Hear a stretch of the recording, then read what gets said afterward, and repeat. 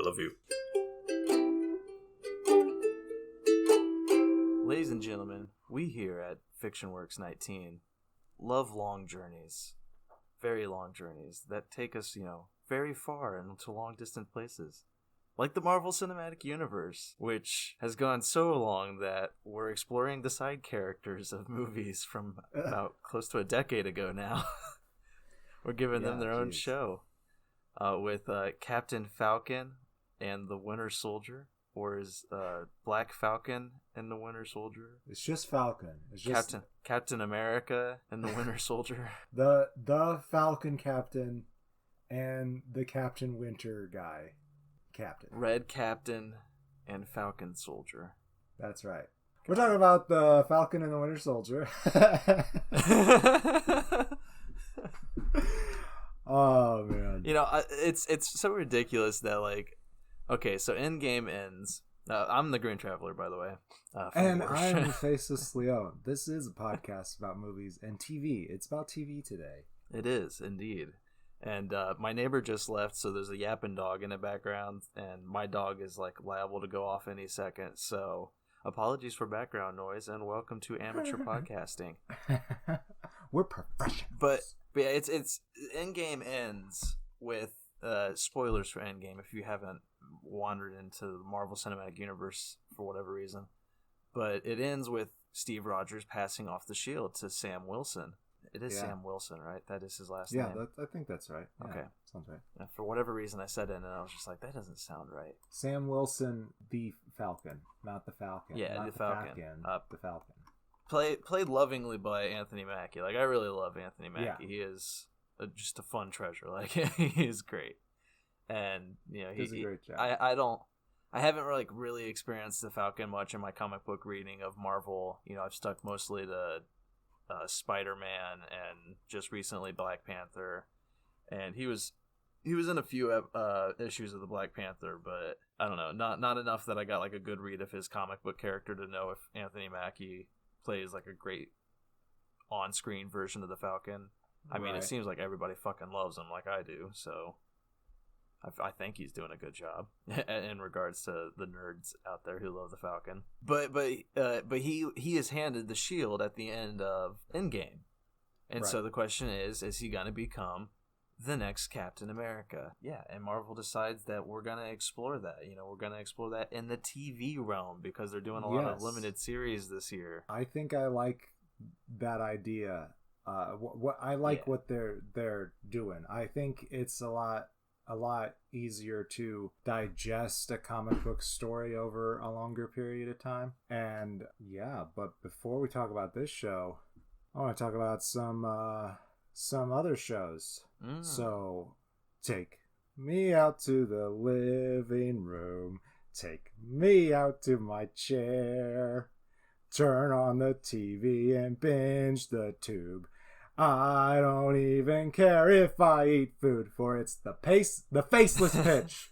The faceless pitch. Here we are, a new segment brought to you by me about TV.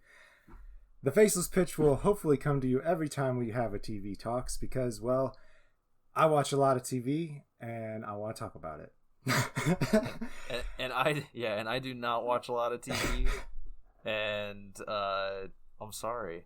It's hard for me. It's really hard for me. And I was talking to somebody recently. Oh yeah, go ahead. Yeah. I was talking to somebody. Ooh, you're drinking one of our mugs. I am. I see that product pitch. Y'all can't see it out there, but it's invisible Faceless Leon.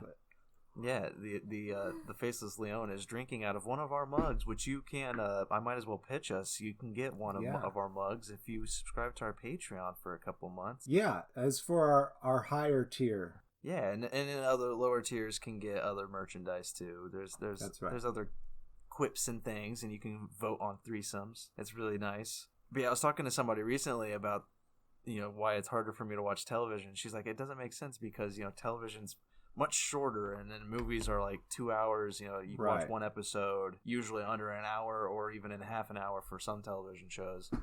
And it's but that's not the commitment. The commitment is the entire season, which then becomes the entire series. which is about 6 Right. years sometimes. Or for a lot of shows nowadays that just have no idea how to fucking end because they're just become money machines, and who cares about a good goddamn story that actually fucking ends Right. after a while. It can become 11 to 15 seasons. It is a commitment, and you work for a living, and you're doing this. And I'm already committed to one show. Like, Doctor Who is my one show that I am committed to. I will, no matter how shitty it is, I will always be on its side, always watching it. Well, that is true fandom. And the way that it is designed, though, it is designed not to end. So that one makes sense that it doesn't end. But until they cancel it because it stops making money. That's true. Yeah, they have canceled it before. I'm glad they brought it back because it brought me into it. Right, I'm glad they brought it back too. Obviously, you're right. It brought me into it too. I don't know if I would ever have gotten into the classic series if I hadn't watched the new Who. Right. And right. I'm worried they're going to cancel it again because there's a lot of talks about it. But who knows? We'll wait 10, 15, 20 years and they'll bring it back again. And we'll be like, remember when we weren't? I guess we'd only be like 40 something. I was an original remake fan. Yeah, original remake fan. I was in it before all these sequel remake fans came in. The remakers. The remakerers. Well, yeah, you had other shows. Yeah, though. Yes, I am the faceless pitch. So this is how we're going to do this. I'll throw out 3 pitches and briefly talk about the shows with some baseball terms because why not? Because I love baseball. Because you love baseball. Yeah, I'm bringing you in. I'm making it more inviting for you. That's why. So first to bat, we have Batwoman. Not named because of her baseball prowess, but who knows? She could be good at it. This is a new addition to the DC CW or CW DC verse, whatever. We used to have a great time watching these shows, especially when we used to live with each other. But we both kind of fell off. At least I don't know. I think you fell off too. I think I really did. Before. Right before they did Crisis on Infinite Earths, which I was intrigued enough to come back for that crossover. Right. But after watching that crossover, I wasn't intrigued enough to continue watching any of the shows. So I was just like, that was fun. I'm happy I came back for these 4 episodes. Goodbye again. I have watched, since falling off, I have watched the first season of Black Lightning and now Batwoman. Yeah, I did watch the first season of Black Lightning. Which was pretty good. But they're all the same. That's my problem with them, is they're all the exact same. And every single season is the exact same. So it's like with The Flash, it's like every single season was, here's the next speedster. And is Barry fast enough? Well, he will be by episode 22. And it's just like, ooh, that's exciting. So here's my review for Batwoman. The opening is sloppy. Yeah, I really almost didn't even watch the second episode, and it takes a moment for the actors to warm up, but after that happens, their chemistry is built, and I do enjoy the relationships in this show more than I have in some other of the CW show, and I think the CW is pretty good at establishing those relationships, but it almost always, every pilot episode really doesn't feel that put together, I feel like. So it's pretty on brand for the CW for the start. Yeah, it's a CW superhero show. So it's what you expect from it. There's some honest to goodness good acting in this show, but the lead, Ruby Rose, is pretty flat. She is the one in John Wick. We had talked about this briefly, and we weren't sure if they'd recast her or not, because I thought I'd remember controversy around her. Yeah, actually, I was just about to mention that. They have decided to replace Kate Kane, who is Batwoman, played by Ruby Rose, with a character named Ryan Wilder, who will be played by Javicia Leslie, and I hope I said your name right. Apparently, Rose's exit was a mutual decision, but I think the decision to completely change the character instead of just the actor is really strange, and I'm not sure that it will accomplish anything for the show. Like, I guess the ratings were like and there was a lot of things that were doing much better than this show, so they decided to make a big change. But yeah, I'm not sure how it will work, mostly because I can only tell you about the first season, right? Because that's all that's existed so far. Rachel Skarstein plays Alice, who is the villain, and she does a great melodramatic villain, and probably the best part of the season. What's her villainous comic book name? Does she have Alice? It's Alice. She's it's a big Alice in Wonderland theme. So it's the Mad Hatter kind of shit. Well, they have not brought in the Mad Hatter, so I don't know if there's a connection between that classic comic book character and her.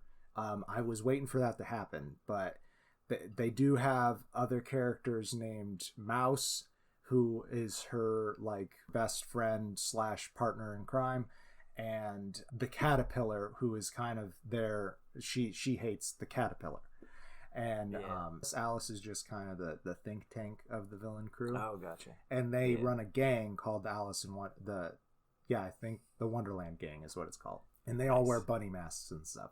I think it really works for the show, but her story is extremely entwined with Kate Kane's story.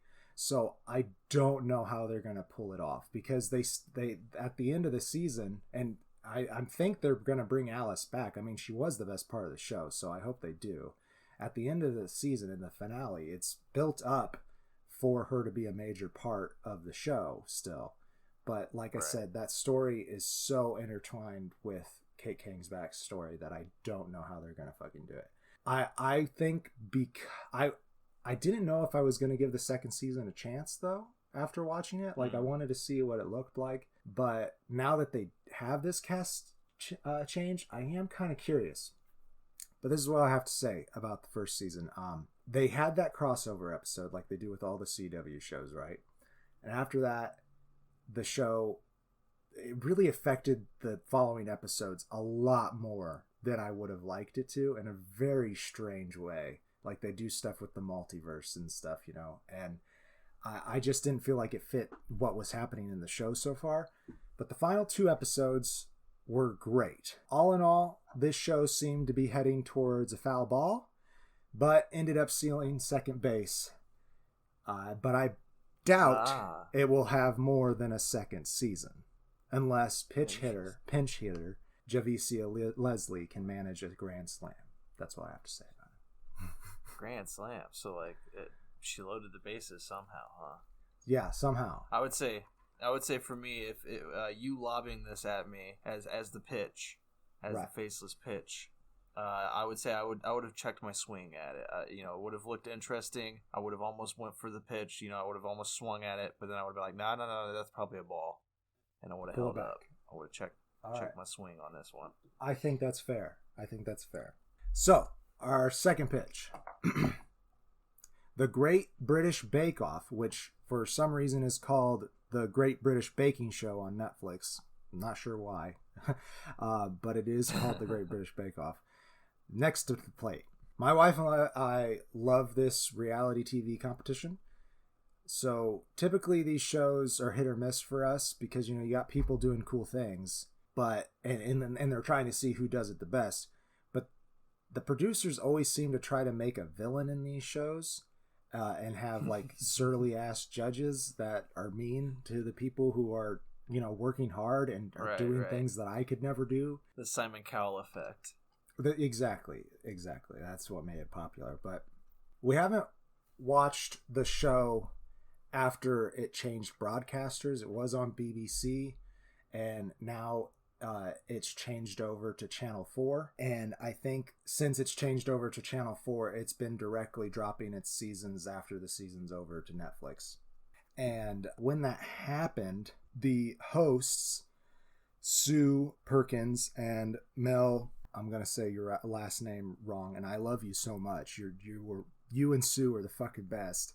But Mel Gidrock, I'm going to say, and that's probably wrong. They never said her last name, I swear to God. Also, one of the judges, Mary Berry, who's a very famous baker, they don't carry over for the rest of the series.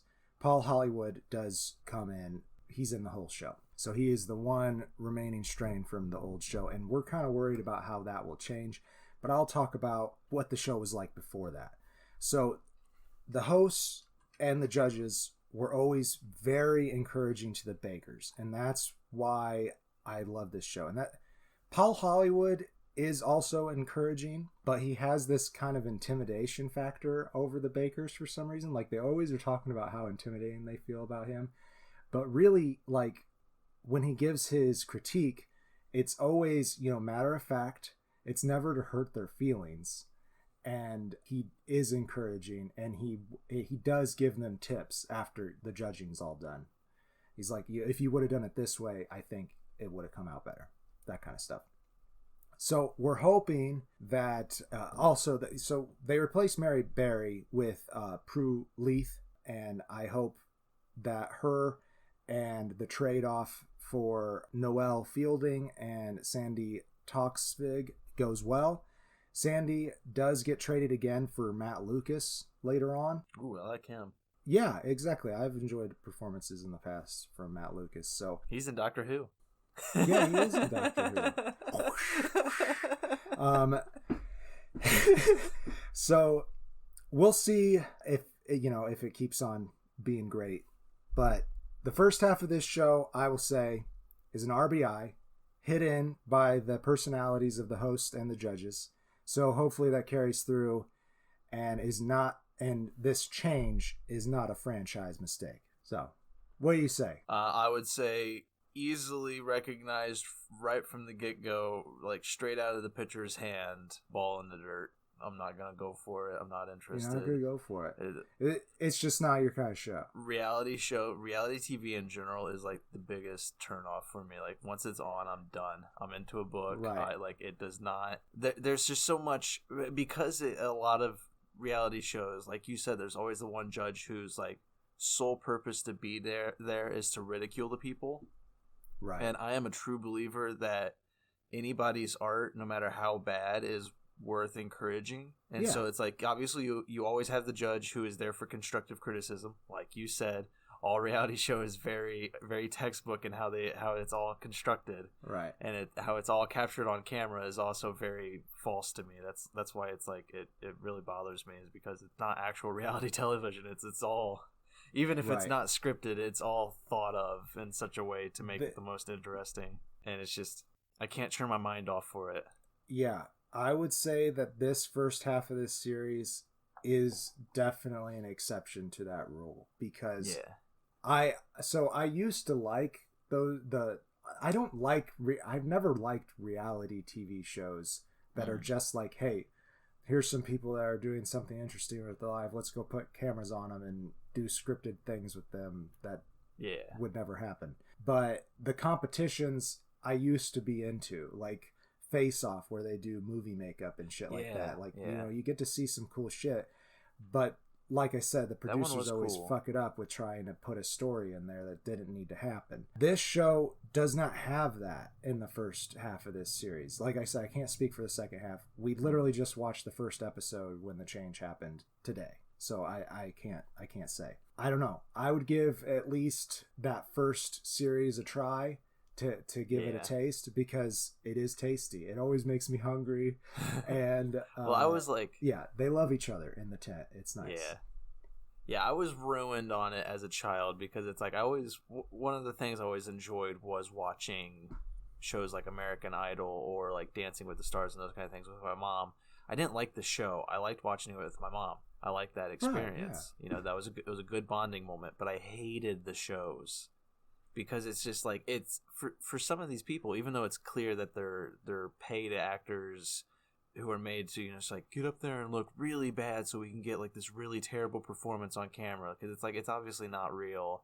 It's just made it to look real, and you're supposed to feel bad for this person who is like, their hopes and dreams are being dashed by Simon Cowell, who is like shitting all over them.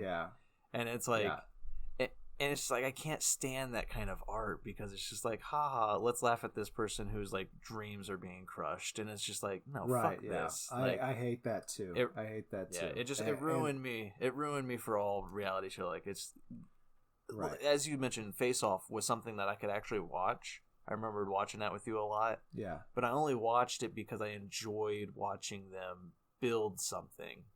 You know, I liked watching the process of it. So it's like I would be more interested in the documentary rather than a competition. Sure. You Yeah, know? that works too. I think what I've been able to glean from just watching this show, I think that baking competitions in general are just very popular in the UK. Yeah. So it's a show that really worked for them, and I think I really do recommend this show. Especially the first half. Me and Sarah love it. But yeah, I don't know if it's gonna turn. Like even Face Off, like the first season was pretty good. Didn't have too much of that overly produced feel to it, but as it went on, it definitely did. Yeah. So who knows what's going to happen? But it has 5 really good seasons at the very least. So the last pitch of the inning, we have Resident Alien. This is another comic book adaptation starring Alan Tudyk, whom we've talked about frequently, and that's why I wanted to watch it. I do love Adam Tudyk. He is great. So I can recognize that this show may not be everyone's favorite player. It is a fish out of water story where Alan Tudyk's extraterrestrial character is trying to blend in after he crash lands in Colorado. He somehow becomes the town doctor. I won't get into how that happens, but it's billed as a drama, at least on Peacock, which is what we're watching it from. I've seen it billed as comedy drama somewhere else, but for me, it's definitely a comedy. I think it's hilarious. It's exactly my kind of humor, but there is some highly dramatic elements to it. So I think everyone's performance is on point for the kind of dry humor that they're going for, especially. But this ridiculous story does take a moment to warm up. And it kind of mirrors how Tudyk's character is warming up to the townsfolk like Asta 12 Trees and Darcy Bloom, who are played by Sarah Tomko and Alice Wetterlund. There's some other characters that I really love.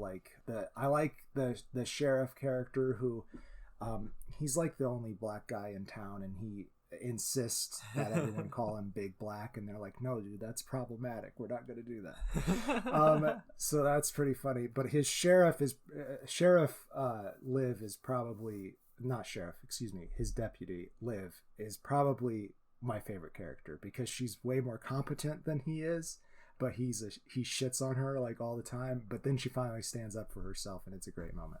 I think this show has a well-rounded team and is managed well, but I'm not sure it will bring many fans to the stands. The last episode I watched reboosted my interest. I almost lost interest, but the guest stars in this last episode really, really brought me back in. So Terry O'Quinn from Lost fame. Yeah. So we've talked about him.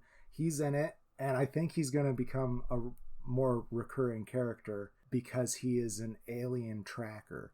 So they go to an alien con because he's hoping to find some alien technology to help him. Yeah, so Terry O'Quinn is there giving a speech and stuff, and he gets afraid of him because he says he's an alien tracker and aliens are afraid of him. It also has Giorgio A. Tsoukalos, known, and I know I said your name wrong, I apologize, but he is from Ancient Aliens. His performance in it is 100% hilarious to me, and also just having Terry O'Quinn in there is hilarious to me, just because I'm a huge fan of both of those shows that I mentioned. But I'd say this show scores a few runs for me. I hope it does so in the second inning as well. That's what I have to say about it. Yeah, I took a stab at this show. You wanted to turn this into a full TV talks, and I was interested because I love I love Alan Tudyk, and the idea sounds interesting, but I watched the first episode, and it just did not grab me. And I like dry humor. I am like all aboard dry humor. And there's nothing wrong with the performance. There's nothing wrong with the delivery of the humor. But none of it was like hitting at all. Like, I don't know if I just wasn't in the right spot for it or what, but like I watched the whole first episode and I think I laughed twice, and I wasn't super intrigued by what they were doing with the premise of it, because there's a lot of shows and stories that have done this premise before, and it didn't seem like this one was trying anything relatively new with it. And so I was just like, I don't know. I gave it a second try. I watched the second episode. I don't remember anything about it. And then for whatever reason, Peacock wouldn't let me watch anymore without paying them. So I was like, well, I can't watch anymore, Blake. I'm sorry. 'Cause I'm not paying Peacock, people. I'm sorry. I got my streaming services and I'm done. So I do think that maybe one problem that might have done that for you is that it does not say anything, at least on Peacock, about it being a comedy. I did not start watching this show expecting to have laughs. So I appreciate, I feel like someone going into this show not knowing that it's supposed to be funny might struggle with it. Another reason, like you said, you thought that the premise was, it's not an original premise, and it doesn't seem like they're doing anything new with it, and I can agree with that. I do think, though, that might be because it is an adaptation. I didn't know ahead of time that it was an adaptation either. But anyhow, for me, it's a good show. So if you like Alan Tudyk and you like fish out of the water stories and dry humor, I recommend it. That has been the Faceless Pig.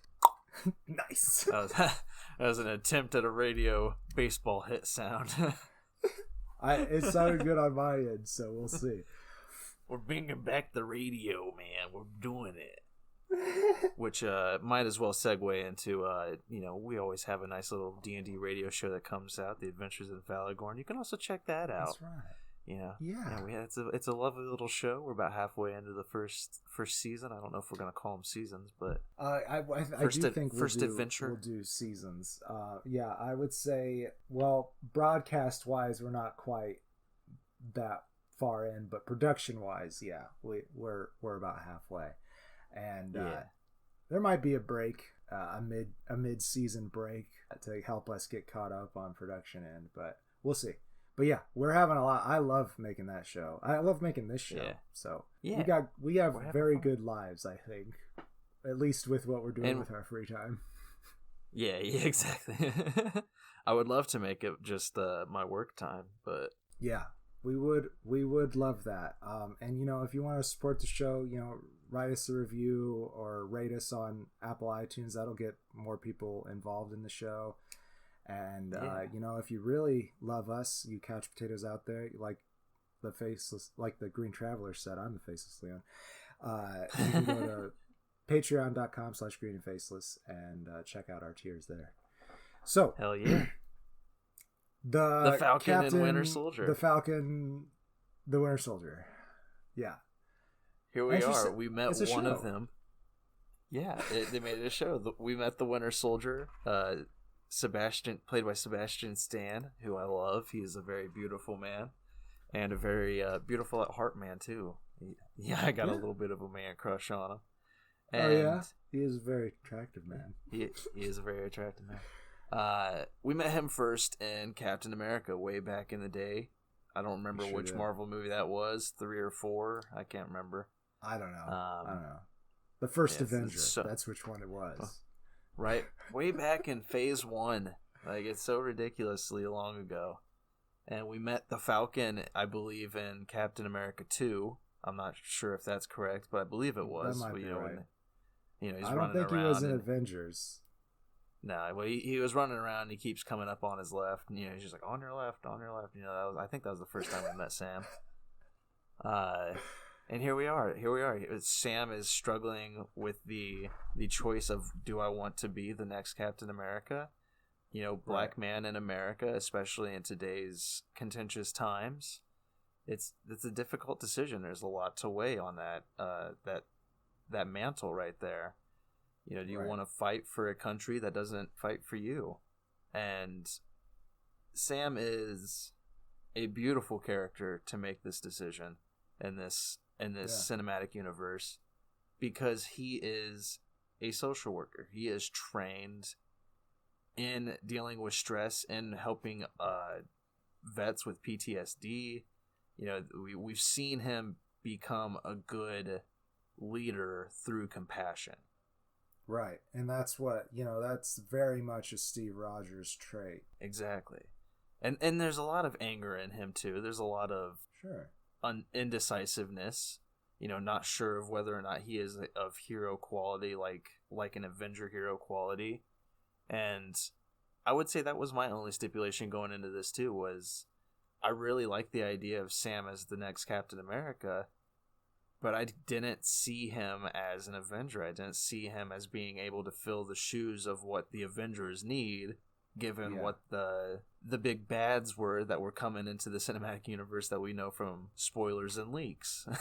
Right. And I think that this show does do a good job of building his character to be ready for that. I really agree. I do too. I hope that's not giving away too much, but I don't think it's giving away too much, because that's kind of the purpose of a mini series. Is I don't think they could have developed both of these characters well enough in Captain America 4, which is what you would assume their next movie would be. So you give them this little TV show to build them up to be ready for the next big movie of the franchise. Right. Another to pile on, another factor as why Sam might not think he's worthy of it is that he's not a super soldier. He relies on his technology and tactical experience to be a good superhero. But Bucky is a super soldier, and when we were and he has a cool arm, and he's got a cool arm. Yeah. So when we were all waiting to figure out what happened at the end of Endgame, because there was talk in the ethers of God damn it, Chris. It's not Chris Pine. I forgot his name. Chris Evans. I'm sorry, Chris. Chris Evans, yes. I struggle too. There's so many Chris's in the cinematic universe. Yeah, there's so many Chris's. He decided to step down, and that was public information. So everybody was speculating who would carry on the Falcon or the Winter Soldier, because I think in the comics they both have a little bit of experience as Captain America. But this show, if you want to boil it down to its essence, it's a buddy cop show.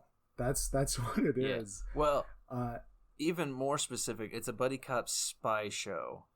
That's true. Which brings me to my biggest issue with this film is I have this... I've mentioned it on the show before. My kryptonite in regards to entertainment is the spy genre. When I turn anything on that is relatively spy related, for whatever reason my brain just shuts off, and I'm not intrigued. I'm not grinding with anything. And that was this. We're gonna bring the Bond playlist back. We're gonna bring it back. It's coming. It's coming. It is coming back. It's coming soon. But I don't know. It's this show. I watched the first few episodes and I was looking online and everybody's like flipping out and everybody's loving it. It's like, this is so good. And I'm like, it's all right. I like the message. I like the acting. I like what's going on. I think it's a really entertaining and cool show. Yeah. But I'm not impressed by it. I'm like, it's okay. Yeah. I would say I definitely agreed for like the first 3 or 4 episodes. I was not super intrigued or impressed, but I kept on going with it. But that second half of the show, where they really get into the social situations that they're trying to make the audience aware of, it really picked up for me. Like, for one thing, so in the Infinity War, is that what it's called? Whatever. There was an Infinity War. Yeah, so this is another spoiler for that movie and for Endgame. So there was a snap and a bunch of people disappeared, and then there was an undoing of that and all the people came back, but it was 5 years later. So this show really digs into what's happening with the world, because the population just doubled in size overnight. Yeah, they were just getting to a point where they had learned to live with the blip, with half of the world being wiped out. They were learning how to recover from that, not only emotionally and physically, but literally as a country. Economically, they were figuring out the financial ramifications of it. They were figuring out the laws that had to come about because of it. Right. And so that is the crux of this film, of this limited series, is the villains, the Flag Smashers, who want to return things, I guess, back to before the blip happened. I was really confused about their motivations. The blip. I think they liked how things were during the blip, because there was more space, borders of countries were shifting, and it seemed to be more fair because there were less people to worry about. And now I think the reasoning why this movement was happening is because of the refugee situation. They really, the governments of the world want to relocate the refugees back to their home countries. And it's going to be a big problem because those home countries of theirs do not have the space for them. So the Flag Smashers, their motto is one world, one people. Right. They're really able to get legs for this revolutionary movement because there's a lot of people who are suffering because of this. So when the people came back, when the population came back, the governments are like, okay, we have to worry about these people. And it seemed like they put everyone else, the other half of the world that had been there for 5 years struggling, on the sidelines. So they're led by Carly Morgenthau, played by Erin Kellyman, who I loved. She was amazing. Yeah, she did a great job. Yeah, she really did. And it's any movie that has a villain that is a sympathetic person, right, is going to outweigh any melodrama that you can watch. So I think, yeah, she was a fantastic choice for what they're trying to say with this show. They're trying to say a lot with this show, and I feel like it took them a while to get to the point. But once that point is made, I really appreciated it. But I think that was part of my problem, was that it takes a while to get there. And when the point's made, it's kind of muddled and murky. Like, again, I know what the Flag Smashers wanted. Like, I get it at a base level. I understood it. But at the same time, it never really felt like there was a lot of drive behind it, like, of explaining it. Like, you feel bad for them, but then at the same time, they did just let that van of hostages on fire. So it's just like, you know, they're trying to make you feel for these people, but at the same time, they continuously remind you that they're the bad guys. It's like, and I don't know, you gotta, there's other ways to make you sympathize and not make them assholes, but make them still villainous in a way, to make you still not agree with their opinion of the matter. Right. Which, but they do some horrifying things that gets them labeled as terrorists, like blowing up buildings and shit. But, well, that brings in another factor of this show, which is the super soldier serum. Somehow the Flag Smashers get a hold of that, and so they're all super soldiers, and which makes them much harder to deal with. I think we got to talk about John Walker. Yeah, I agree. Yeah, so Wyatt Russell plays John Walker, and you go ahead. It plays him well, but the Falcon at the beginning of the show turns the shield down. He hands it over to the government, to the senators, to these people who are making the decisions that are pissing the Flag Smashers off. This is pretty much episode 1. Yeah, and they believe that we do need a new Captain America, so they secretly, without confronting the Falcon or Winter Soldier, because why would you really? But still, you would expect them to confront at least the Falcon on the matter, but they don't. Right. They elect a soldier, a well-decorated hero, who is very capable of being a good hero. They elect him to be the next Captain America. And this is another area where the show, again, I felt was confused in how it wanted me to feel about this character. Because you open up in episode 2 with a very sympathetic introduction to this Right. character. You feel for this character. You feel for the weight that's on his shoulders. He wants to do good, clearly. He wants to be a good person. But at the same time, you get the idea that he is suffering from PTSD a bit, that he's suffering from the events that he's gone through and from the wars that he has seen. He is also uncompromising in his ideals and loyalty to the government.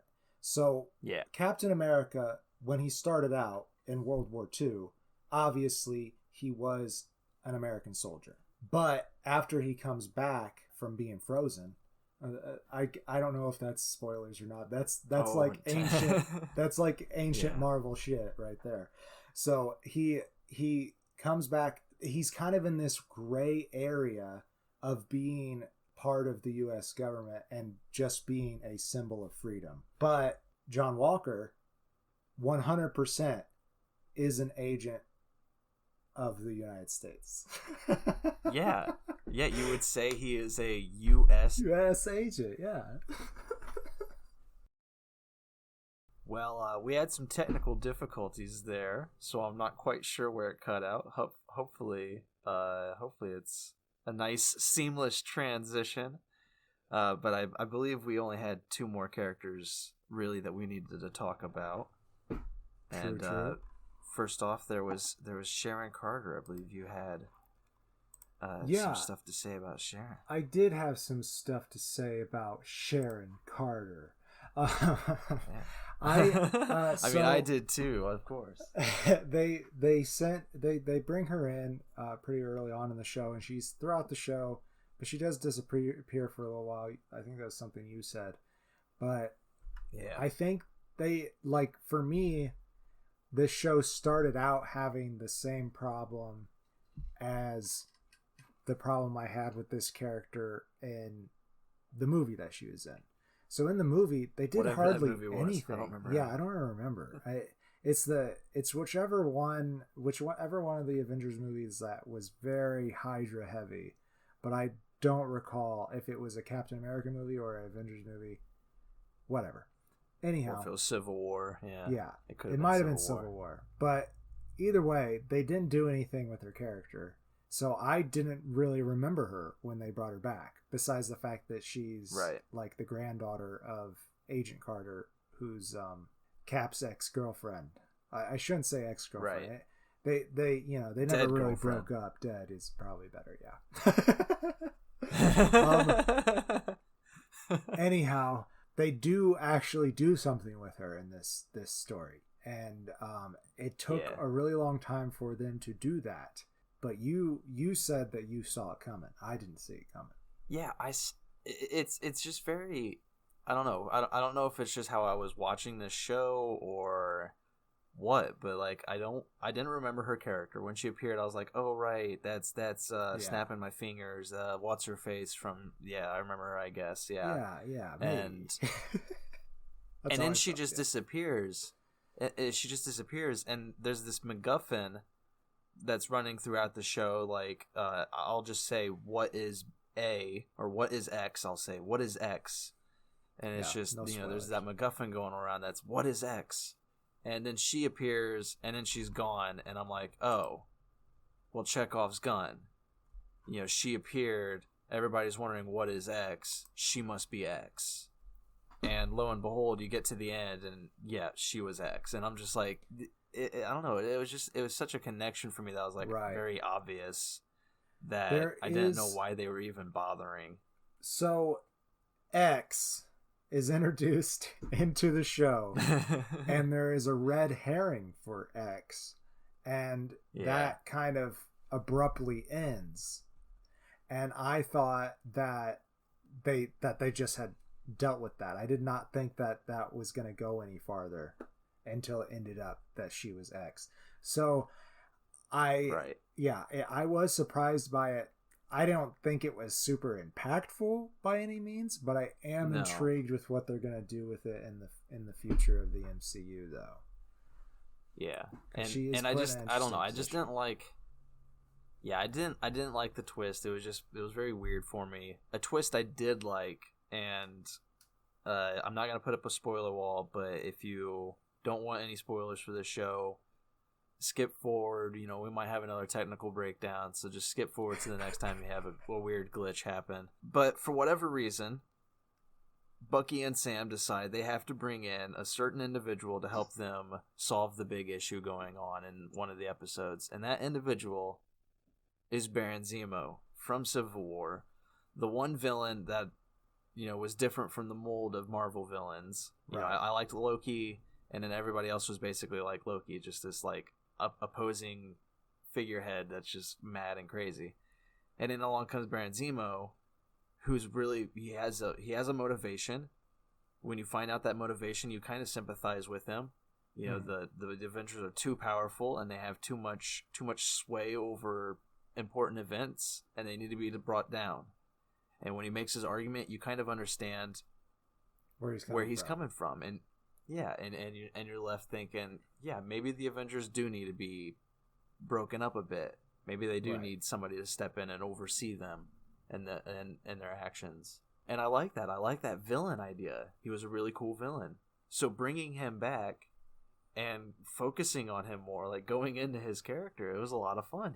I really love Daniel Bruhl. He's the director or the actor. Yeah, and he's so fun in the role. He really is, and he has really great chemistry with Bucky Barnes and Sam as well. And it definitely is like, it is a strange relationship between him and Bucky, but Bucky is honestly more willing to cooperate with him than Sam is. So it makes a pretty interesting story. But yeah, I don't want to give away what the story is too much. Yeah, and he's willing because his, I guess, his understanding of who he is as a person now is more solidified. Right. But it's called into question by Sam's actions because, you know, he questions himself through Sam's choices because Sam was Steve Rogers' choice of replacement. Right. If you followed me down that trail. And I don't know, there's a lot of good character bonding moments in this show. But sure. I guess just to lead into my closing statement, if you're ready for it. Yeah, let's fucking do it.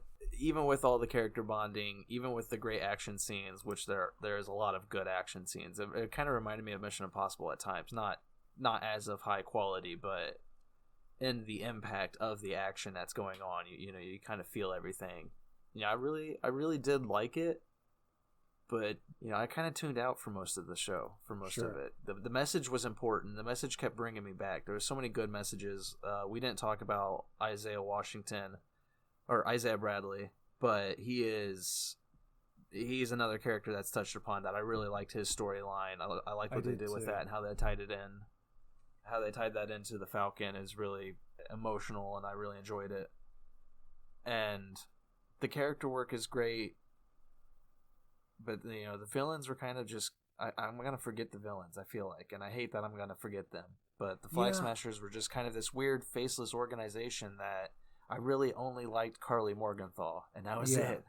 Yeah, I did really like Carly, though. I do think I will remember her, and who knows? I mean, the way this ended, she could reappear. Yeah. So who knows? I liked. I'm already forgetting his name. John Walker. I like John Walker. Right. You know, I liked a lot of the additions to the cinematic universe, and I liked what they're setting up and where we're going with it. But I don't see myself returning to it again. You know, it's. Yeah.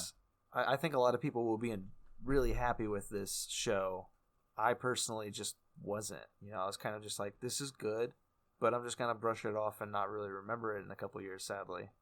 So I give it 2.5 stars. That's fair. That's very fair. I'll straight up just say it's a full face show. We know that's honestly it. I think the face is a symbol of competence. So if you get a full face, it just means you did your job right. And this show does the job right. And there's a lot of elements, like you said, that I really liked, like just all of the inclusions, like you mentioned. And I kind of wish that we talked about Bradley's character a little bit more, but I feel like it's a spoiler, so it's kind of hard. But his storyline does inform Sam's decisions in the latter part of the show. And, it's a lot of this story has to do with being black in America, at least the Falcon's part of the story. And, they also have the parallel to the world of refugees and relocation and stuff like that. And I think what it was trying to say was really good. It just took a long time to kind of get there. And it's very slow paced spy show at the beginning, and then it's a superhero show at the end. It's kind of like what they did in WandaVision, where WandaVision was this homage to TV. Until the end, it was a superhero show. Right. But I feel the opposite kind of way of how I felt about WandaVision, where I liked that first part better in WandaVision, and I like the second part better in The Falcon Winter Soldier. So if you can sit through a couple episodes, I think it's worth watching. It's saying some good stuff. That's my statement. Yeah, the second half of that show is really great. It's very, especially that last episode. I really just love that last episode. Me too. Because good finale. I get Sam as an Avenger. I get him as the Captain America. I struggled to see him stepping in as an Avenger. Sure. In Steve's shoes. I have no problem seeing him step in as Captain America's shoes because he makes a great Captain America. He does. But as an Avenger facing these world level catastrophes, I struggled to see Sam doing that. And in that last episode, they made me see that I'm just looking at it wrong, because I'm looking at him coming in as the super soldier Captain America replacement. Right. But he's not. He's the tech Iron Man replacement, the aerial general replacement. So it's like I was just looking at what capacity what shoes he's going to fill in those fights. He fills the Captain America's shoes as the symbol. And I think it's a new taste on the symbol. He says in the show, like, there's a lot of talk about what a black Captain America would mean. And I really enjoyed it. And what he has to say about that in the finale was really good. So, he has a great speech at the end that was really well delivered. I really enjoyed it. I do recommend it. I guess, I think more action fans, the people who like 24 and like those kind of shows, they'll enjoy this more than I did. This is one of those shows that for the Marvel Cinematic Universe, I'm happy I watched it. For the message it delivers, I'm happy I watched it. But I don't find myself going to be coming back to it anytime soon, unlike WandaVision, which, just for the sheer entertainment. So I hope that they don't do more WandaVision. I hope that just stands alone. I think that this set up a good possibility of a second season, all the things that they did. But I bet it's going to be just in the movies. But if it did come out with a second season, I think I'd watch it. If it picked up right where it left off, I would watch it. I might too, but like it feels more like the Agents of S.H.I.E.L.D. and the Agent Carter show, where I'm not interested enough to keep coming back. Sure.